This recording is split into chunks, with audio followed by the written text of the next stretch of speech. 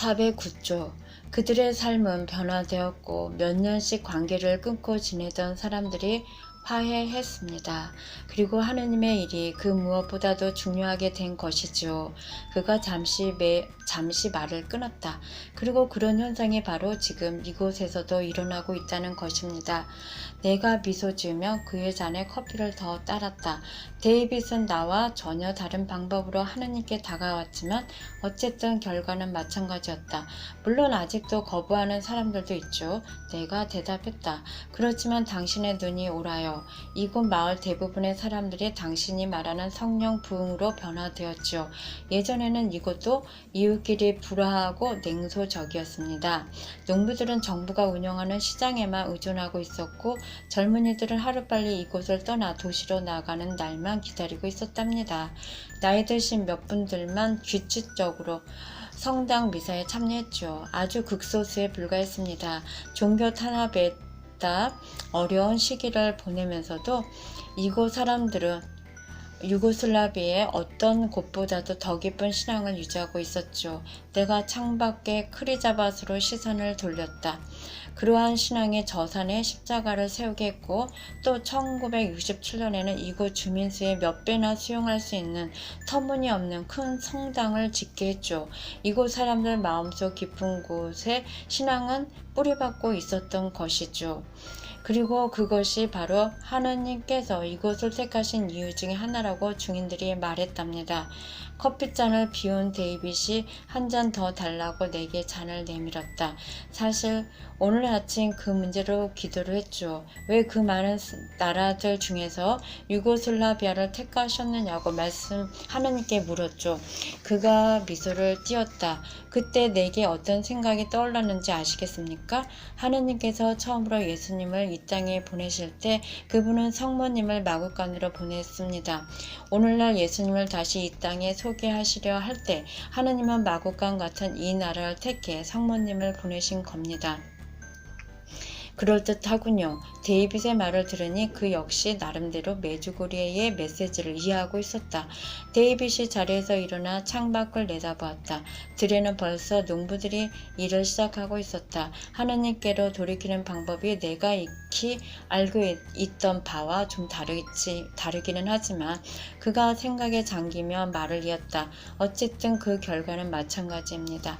성모님께서 원하시는 회심은 아주 구식이죠. 내가 웃으며 대꾸했다. 이건 장난이 아닙니다.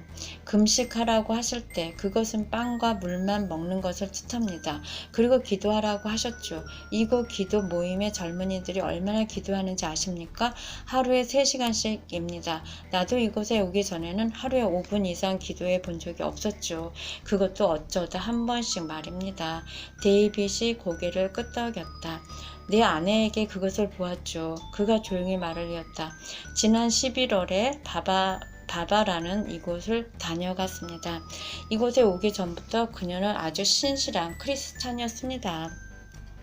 16년간이나 하느님은 사랑해 왔으니까요. 그런데 그만 이곳에 다녀오더니 그분과 사랑에 푹 빠져버린 겁니다. 그 사랑이 아직도 계속되고 있죠. 나는 컵과 접시를 주방 싱크대에 갖다 놓고는 서둘러 성당으로 향했다. 25분밖에 남질 않아 미사 시간까지는 시간이 빠듯했다. 성령의 불꽃이 온 숲을 사르고 데이빗이 중얼거렸다. 말세에는 많은 사람들이 하나님께로 돌이키리라는 말씀이 성경에도 있죠. 그가 멀리 보이는 성야고보 성당의 쌍둥이 뾰족탑을 사진에 담으며 말을 이었다. 우리가 말세에 살고 있다고 생각하십니까? 당신은 아니라고 생각하시는군요. 내가 반문했다. 말세라는 확신이 듭니다. 카메라를 치우며 그가 정색을 하고 대답했다. 나도 끄떡였다. 마지막 추수 때가 된 거죠. 너무 극적으로 들리지 않도록 애쓰며 내가 말했다. 지금이 마지막 기회입니다. 이번 기회를 놓치면 다시 오지 않을 겁니다. 우리는 침묵한 채로 성당까지 걸었다. 하느님께 너희의 삶을 온전히 맡겨드림으로써 완전한 회심에 이르도록 하기 위해 나는 너희들을 이곳에 초대하고 있다. 31장 메주고리의 목소리. 놀랍게도 그날 아침 미사는 나의 오래된 친구인 잭 스펄딩이 맡고 있었다. 사제서폰 17년을 기념하기에 아리조나 스코츠데일에서 메주고리에로 초대된 것이었다. 잭 신부도 메주고리에 여러 번 왔었는데 우연히 나와 같은 시기에 여러 번 마주치게 되었었다. 이제는 친구가 된 나는 그를 축하할 겸 미사 후에 그를 점심에 초대했다. 평소처럼 우리는 그동안에 있었던 일들을 서로 이야기했다. 잭 신부에게는 언제나와 마찬가지로 각별한 방법으로 일이 맡겨졌다. 잭과 데일 푸쉑 신부는 EWTN 방송국에서 10대를 위한 전국 TV 방송을 맡고 있었는데 그 일의 연장선상에서 그들은 테레사 수녀를 만나러 샌프란시스코로 가게 되었다. 테레사 수녀는 수녀들의 첫 서원식에 참석할 참이었다. 30분 가까이 그들은 테레사 수녀와 이야기도 나누고 기도도 했다. 테레사 수녀님에 대해 말해 주십시오. 데이빗이 녹음기를 꺼내며 물었다. 글쎄, 내 키가 5피트 6인치인데 그분은 내 어깨까지 겨우 오는 작은 키였죠. 어찌나 작은지 그녀가 방에 들어서도 언제 들어왔는지 아무도 눈치채지 못할 정도였죠. 처음에는 그랬습니다만 오래지 않아 모두들 조용해졌죠. 그분은 음성을 높이지 않았지만 모두들 그분 말씀을 한마디도 놓치고 싶지 않았기 때문에 우린 조용했지요. 특히 인공유산에 대해 말씀하실 때는 더욱 그랬습니다. 인공유산을 유산을 하게 되면 우리는 동시에 둘을 죽이는 셈이라고 했죠. 뱃속의 아이와 함께 엄마의 양심이 죽는다고 했어요. 그리고 죽은 양심을 회복하는 길은 고백 성사뿐이라고 했습니다.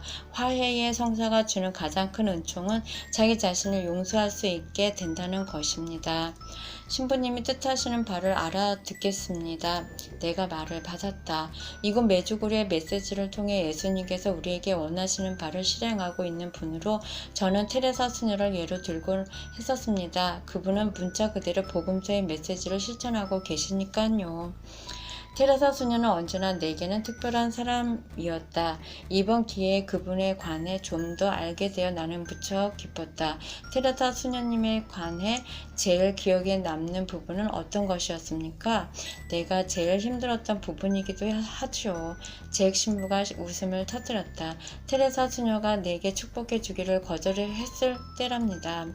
모두들 고개를 숙이고 있었죠. 테레사 수녀는 그들 머리에 손을 얹고 축복을 해 주었습니다. 그러더니 내 차례가 되자 축복 기도를 해주는 대신에 이렇게 말씀하셨더군요. 신부님, 축복 기도는 신부님이 제게 해 주셔야죠. 그래, 수녀님께 축복 기도를 해드렸습니까? 데이빗이 궁금하다는 듯 다그쳤다. 물론이죠. 그러자 또 이렇게 말씀해 주셨죠. 신부님들은 자신들이 얼마나 귀한 존재인지 잘 모르고 계신 것 같군요. 신부님들은 성찬의 전례 때에 우리에게 예수님을 모시고 오시는 분이잖아요. 메주고리에 성모님께서 나타나신다는 것을 테레사 수녀님 믿고 있던가요? 나는 묻지 않을 수가 없었다. 잭 신부가 크게 고개를 끄덕였다. 테레사 수녀님은 이렇게 말했습니다. 물론 성모님께서는 그곳에 발현하고 계십니다. 그리고 그곳은 내 고향이기도 하고요. 이렇게 덧붙였다. 난 그녀가 알바니아 출신이라는 걸 깜빡했었죠. 지금은 유고슬라비아로 편입된 곳입니다만 테레사 수녀님은 또 이런 말도 했죠. 그렇지만 내가 성모님을 뵈러 그곳에 가는 일은 절대로 없을 겁니다. 내가 그곳에 가면 하나님께서 하시는 일에 방해만 될 뿐일 테니까요. 테레사 수녀님의 말을 이으셨어요. 나는 성모님을 캘커타로 오시도록 부탁해 달라는 편지를 목격 증인들에게 보냈었답니다. 그래서 내가 이렇게 말했죠. 글쎄, 성모님께서는 캘커타에 가시지 않을 겁니다. 그곳에서는 이미 당신을 쓰고 계시니까요. 그래서 모두들 한바탕 웃었죠. 오늘 아침 미사를 이곳 메주고리에서 인도하게 된 소감은? 다시 잭 신부에게 물었다. 하느님께서는 나를 본향으로 데려가실 때까지는 이곳에서 드리는 성찬의 전례가 내 본향에 가장 가까이 가는 길이라는 느낌을 받았습니다. 나도 끄덕였다. 그렇습니다. 처음 이곳을 방문했을 때 내가 느꼈던 것도 바로 천국의 한 귀퉁이에 내가 와 있다는 느낌이었습니다. 데이빗도 끄덕였다. 우리 집 사람도 이곳이 본향 같다는 느낌을 받았던 것 같습니다. 집에 돌아온 후로 이곳을 그리워하는 향수병에 걸렸거든요. 그녀는 메주고리에 관한 것이라면 손에 닥치는 대로 읽는답니다. 나도 처음 이곳을 찾았을 때 이곳을 떠나기가 얼마나 힘들었는지, 그 이후로도 이곳을 떠날 때면 언제나 똑같은 병을 치루어야 했다. 당신 부인은 정말로 천국을 향한 향수병에 걸렸군요. 잭 신부가 미소했다. 그녀는 이곳에서 천국을 맛보았던 겁니다. 아니, 천국이 그녀 위에 내려앉은 것인지도 모르겠습니다. 나는 신부에게 다시 물었다. 이곳이야말로 화해와 회심의 특별한 장소라는 느낌을 받았던 기억이 있는지 물었다. 오, 물론입니다. 제 신부가 산을 올려다보면 잠시 침묵했다. 처음 이곳을 오게 된 것은 10대 아이들을 데리고 그들에게 이곳을 보이려고 했던 것이었습니다. 아이들을 돌보느냐 정작 나 자신은 조용히 기도할 시간도 없었죠.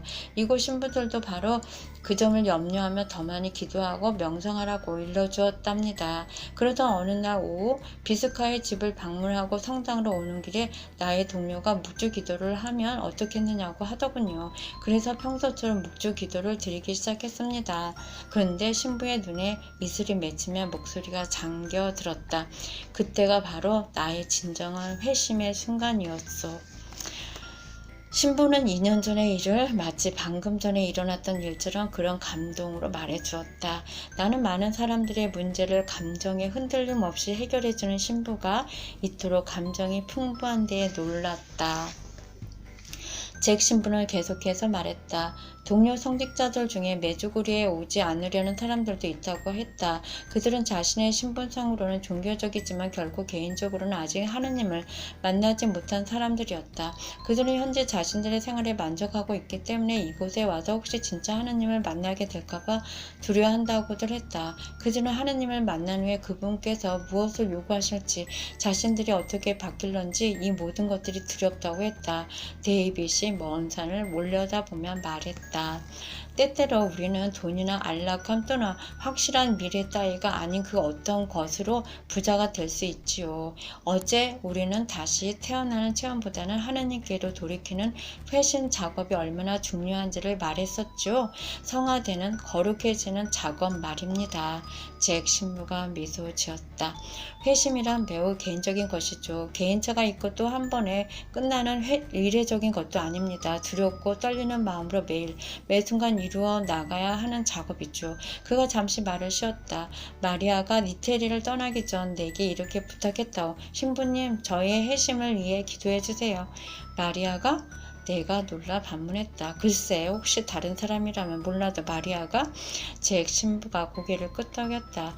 마리아의 부탁을 받았을 때 난 한 가지 깨달은 것이 있죠. 우리 믿는 사람들끼리 서로의 성화 작업을 위해 끊임없이 서로를 위해 기도하는 일이 가장 중요하고 꼭 필요한 것이라고 말입니다. 그런데 이런 말도 아무 데서나 해서는 안 되겠더군요. 잭 신부가 한숨을 내쉬었다. 이 말을 할 때마다 사람들이 내게 이렇게 반문하곤 하지요. 신부님께서는 성화 작업을 아직 계속하셔야 한다면 우리는 너무 희망이 없질 않습니까?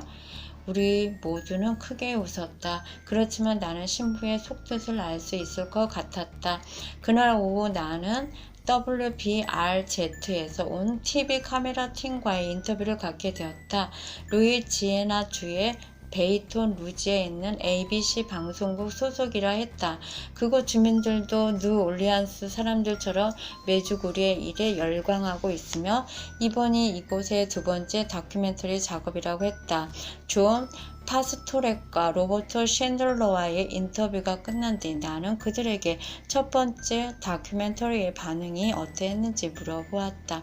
사람들은 진짜로 태양이 춤을 추었는지, 산 위에 십자가가 돌아섰었는지, 잠시 사라졌었는지 따위에만 관심이 있었어요. 물론 우리 취재팀들도 그런 것들을 다 보긴 했습니다만 우리는 주로 인간 승리에 초점을 맞추었지요.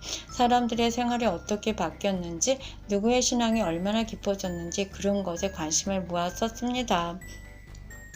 저는 그중 루이지애나주 아팔루스에서 온 부인 이야기를 내게 해주었다. 그녀는 약시에다가 한쪽 다리도 절고 귀는 전혀 들리지 않는 사람이었다. 60번 이상 수술을 받았지만 나아진 것은 없었고 이제 그녀는 살고 싶은 마음도 없었다. 메주고리의 소문을 들은 그녀는 마지막 희망을 걸고 이것을 찾았다고 했다. 마침내 성모님의 발연실에까지 참석할 수 있게 되었지만 역시 몸에는 아무런 변화도 없었다. 대신 그녀는 다른 것을 받게 되었다. 네 주위에 전혀 걷지도 못하고 태어나서 한 번도 무엇을 본 적이 없는 완전 장님들을 보았을 때 그녀가 존에게 한 말이었다.